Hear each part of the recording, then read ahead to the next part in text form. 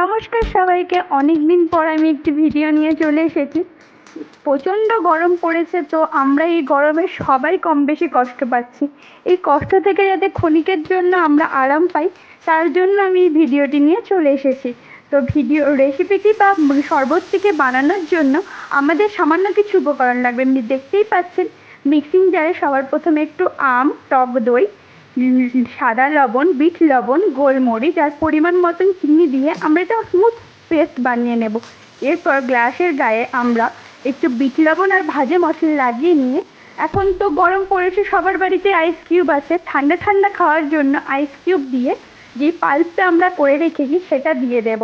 দেওয়ার পর একটু লেবুর রস দেব, এর মধ্যে ভাজা মশলা দেব আর একটু বিট লবণ দেব, দিয়ে ঠান্ডা একটু জল দিয়ে দেব, দিয়ে সমস্তটিকে ভালো করে মিক্স করে নিয়ে আপনারা সার্ভ করুন, নিজে খান এবং বাইরে থেকে কেউ এলে তাকে খাওয়ান। দেখুন, অবশ্যই ভালো লাগবে এই গরমে।